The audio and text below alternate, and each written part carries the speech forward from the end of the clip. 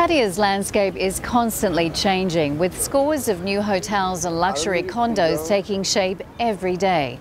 But have you ever wondered about the thousands of construction workers actually building these new projects? And more importantly, the children forced to live on site. Well, we're going to meet one remarkable woman who's made it her mission to change the lives of who she describes as Pattaya's forgotten children. And we'll also show you what can be done to improve the living conditions of those labouring to change the face of this remarkable city. Good afternoon. Good afternoon.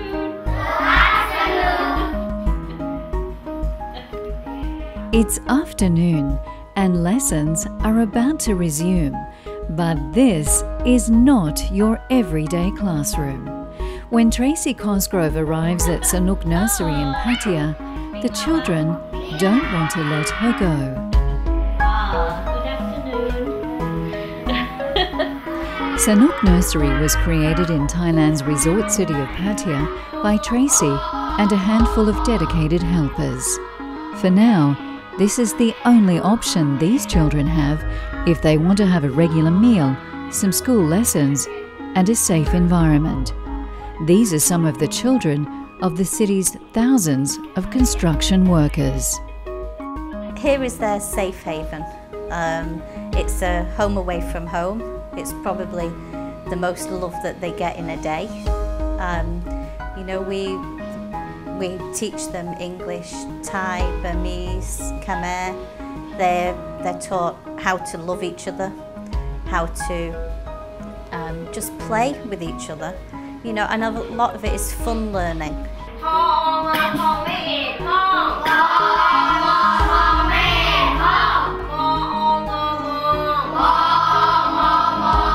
Growing up on a construction site is hazardous, especially for a small child. The amount of phone calls I've had over the last 15 years from the police or from construction workers that there's been an accident, a child's been injured or an adult has been injured. It's very dangerous for them to be not just on the construction sites but even inside the labour camps where they all live. Even if developers say we have no children on our, on our construction site, no, but they're left alone in the campsites, which are just as dangerous as the construction sites half the time. We had one family recently, the two had come over from Cambodia, the man and the wife. The man died after 6 weeks, he fell off the construction site. The mother, also a construction worker, was then left to care for 4 children. You know, living in a 6 feet by 6 feet tin house. She's working 7 days a week with children from the age of 2 to 14 to all of a sudden take care of. And we're talking from 7 a.m. till 7 p.m. she's working. Tracy is an interior designer and her husband worked in construction too. Then after his death in a road accident, she journeyed from England to Asia and made a life-changing decision to help other families in the industry. Her efforts have given hope to thousands of youngsters throughout Thailand and Myanmar through the Melissa Cosgrove Children's Foundation, named after her daughter, a not-for-profit organisation which Tracy set up after seeing the workers' conditions firsthand. I do it because, first of all, I'm able to do it, and because of my personal experiences. I'm a widow of a construction worker who, if we were living here at the time, and I was Thai, Burmese or Cambodian, and the same thing happened to me, who would be there to help? Nobody. So this is why I started doing it. And then, the knock-on effect then was I followed a construction. I was buying a condo and went to buy a condo, and I am rather nosy. So I was buying a condo and I saw all these construction workers being loaded into what looked like a big cattle truck. And I thought, oh, where are they going? So I followed them. And by this time I'm driving and they're waving at me. we got to the construction camp and I saw how they were living, and I went back the next day, and that was the start of the first nursery in Jomtien. And luckily, you know, I was able to sell the idea to the contractor, to the builder, and we started from there. But her small nursery on the edge of Pattaya is just a drop in the ocean. The school can only help so many. This is my major gripe. You know, we can only, you know, and the staff that I have here, my God, you know, they are angels in disguise. You know, if this was any normal big organisation, we'd have 10 times the amount of staff. But we can only take so many. But also, we're not going to turn them away. We just have to keep closing our eyes and not keep looking for them. But you know, in my mind, I already know how many children are out there that are waiting and dying to come in. And we just can't take them yet. But that's yet, you know. Never say never. Helping Tracy with their time and often with their own money are numerous local business people. On Facebook I saw one day that Tracy had appealed for food for the Sono daycare centre, so I went to Macro and I bought some food and I came round. It was the first time I'd been here. When I arrived with just some eggs and beef and chicken and pork and rice, it amazed me the joy of the children that came running out of these doors through the gate to help and run back in with everything. So maybe selfishly I got a buzz out of it and started coming round on a regular basis bringing food and really got a kick out of it, and always enjoy coming here, seeing the kids.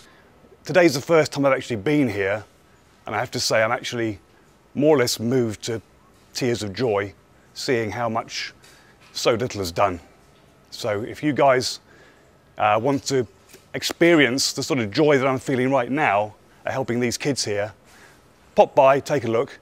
I know a lot of people here make a lot of money out of the property industry. It doesn't hurt to give a little bit back. And believe me, the rewards in the way you'll feel when you see the smiles on their faces will more than repay you. I come down on work this morning, but I'm here now just to say I've been trying to support and help Tracy for almost 4 years. And it's what started as just a beer at a networking event. Now you find that you see the lives being changed around you, so you just want to support as much as you can. And then there is the small dedicated team that is here all the time, like Peter Schoenher and Pim, who was once a lawyer but now washes grubby faces, plays mother to a horde of toddlers, and teaches her own language, Thai, to the children. I don't want to be a teacher, only teach them about the subject, but I would like to teach them about moral, peaceful in their mind, because if they have, they are to be a good person when they grow up. They can stay in everywhere and no fight together. They can stay in Thailand. They can go back to Burma. They can work together.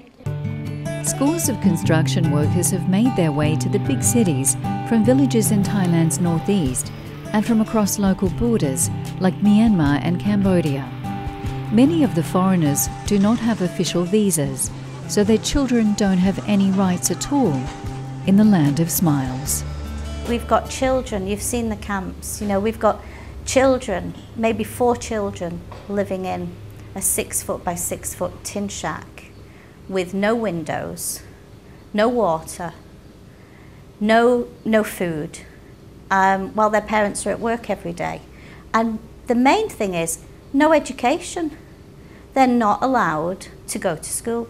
They can't even go to the hospital. You know, I have to take children to the hospital. I have to take children to the doctors because the parents are scared of taking them. When the school day ends at Sono, many of the children don't want to leave. And it's not hard to see why. They squeeze into a local pickup truck and they venture back to a home like this.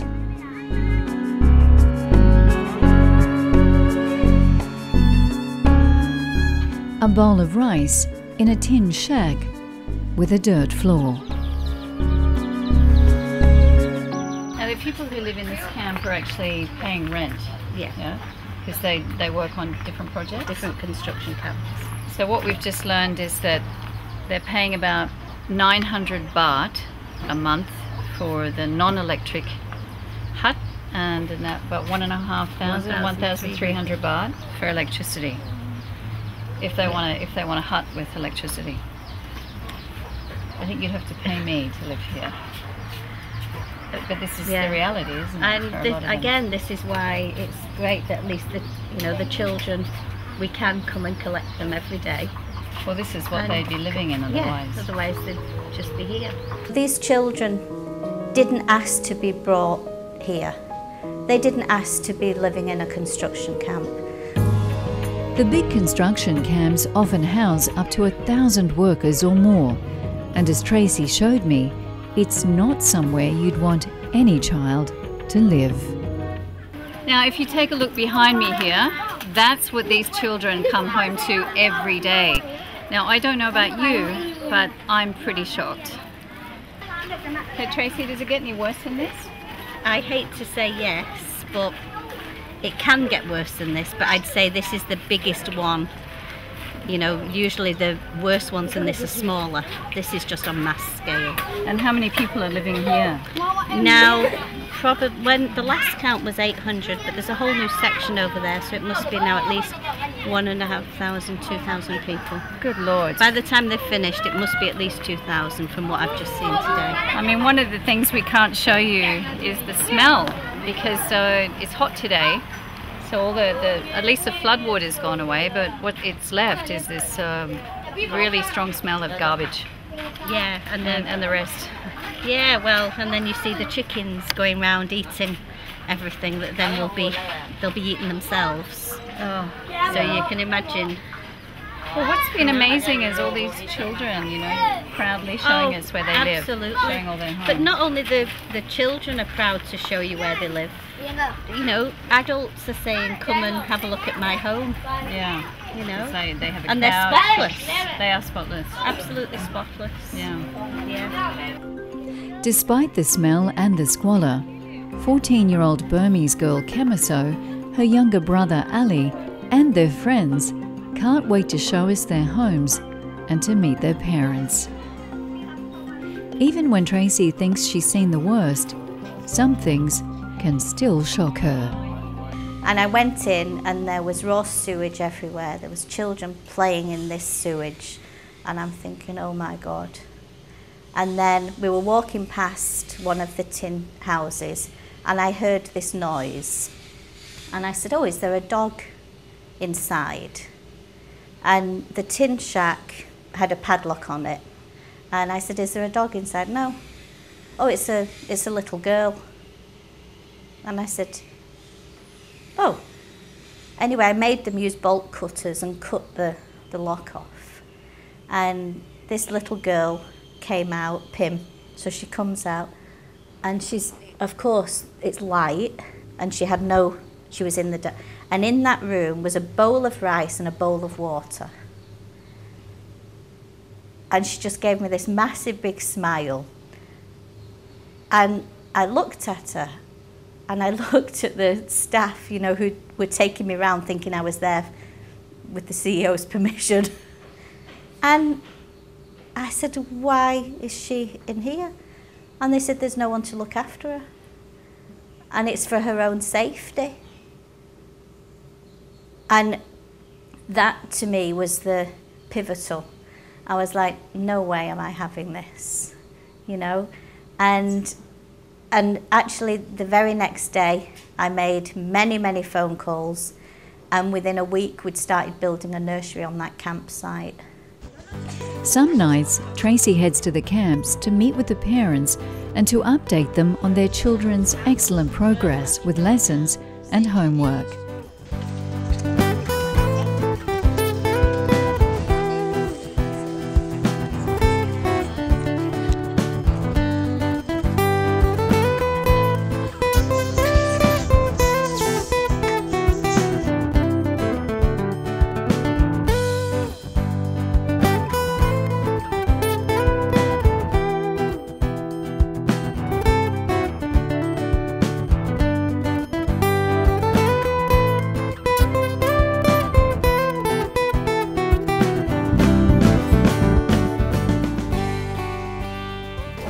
Well, the sun's gone down and most of the workers have arrived back at the camp now, and one of the local families and all the children from today have invited us in to see what life is like after dark. And I have to say it's quite a great little family atmosphere going on. Pim's got all the school homework, she's showing it to the kids, and Tracy's joining me here with a Coca-Cola. Cheers.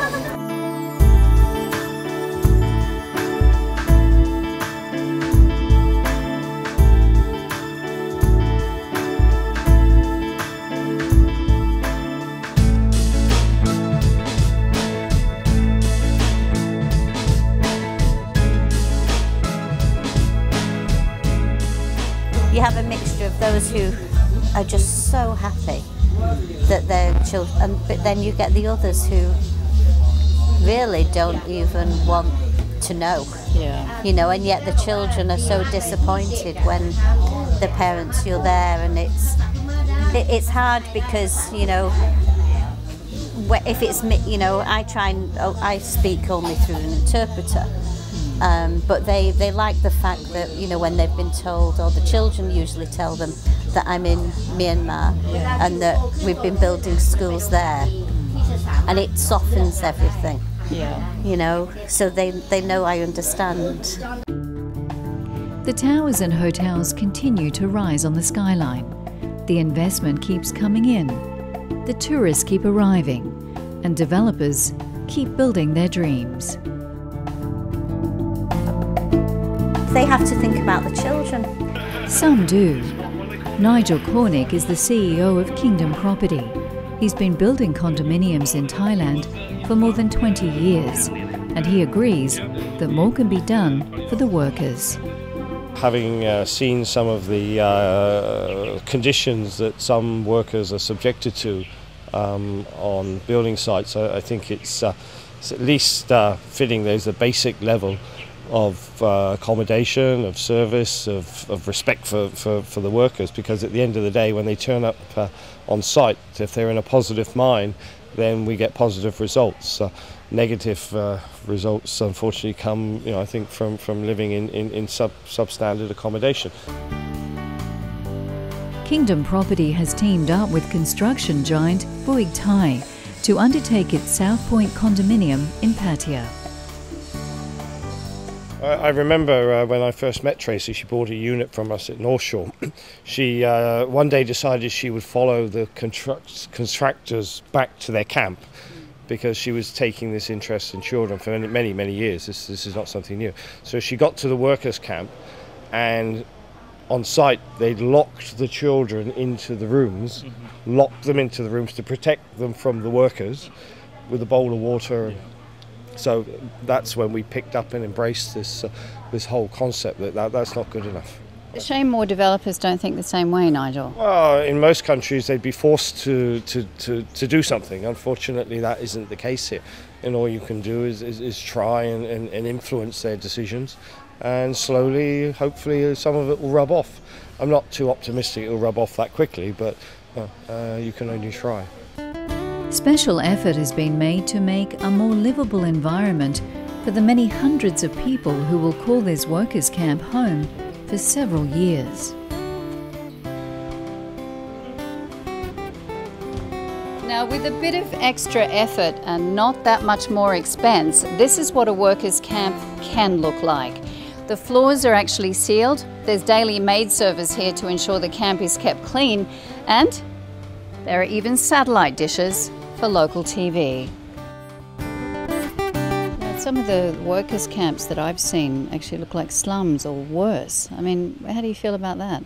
Well, we wouldn't accept it, and that's over the years we've worked with Boeing, this is the quality of workers' camp we've come to expect, and as I said, it's proven in the past that it's worth that extra expense, because like everything, there's no free lunches, so there's a cost attributed to it, but we're prepared to pay that cost in our construction pricing, and I wouldn't have it any other way.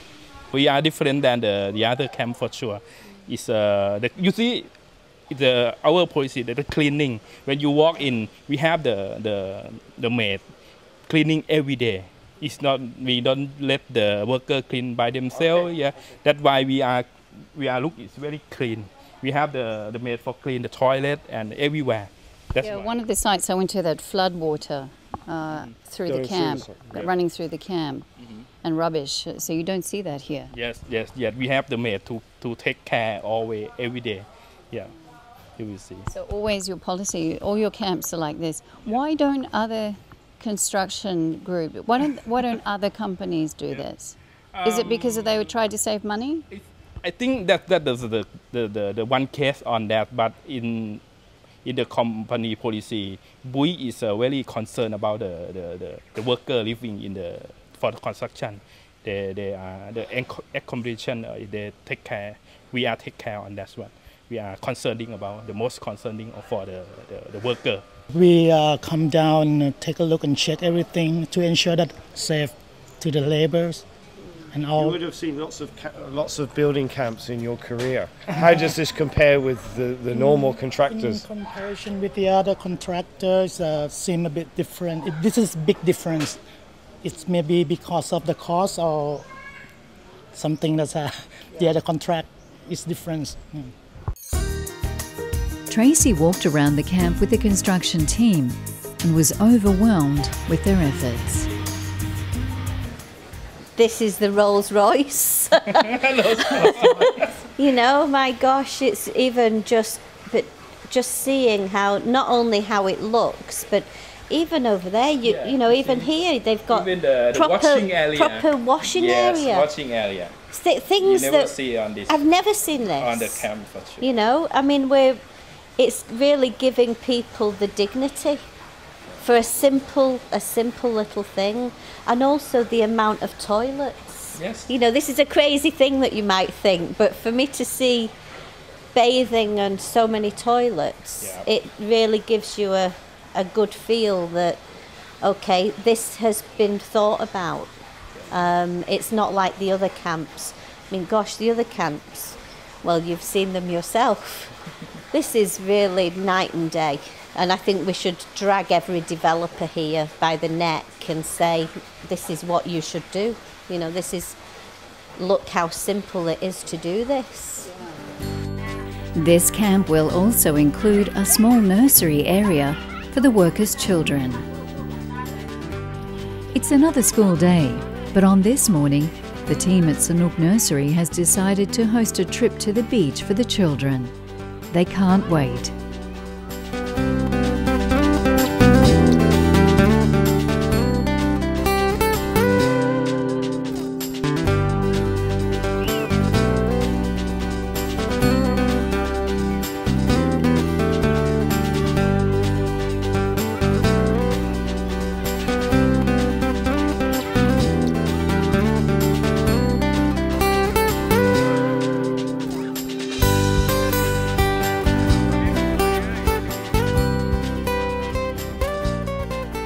Volunteer Peter Schoenherr moved to Pattaya to retire, and yet he spends much of his time helping out with the nursery. Tracy, he says, has inspired him.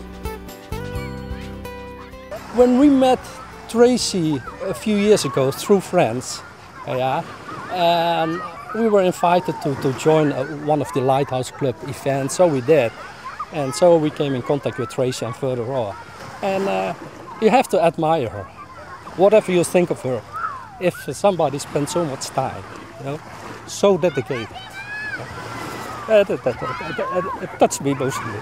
I was born and raised within a big family, and also Southeast Asian country, and So you know how to deal with kids. You get along with kids, etc.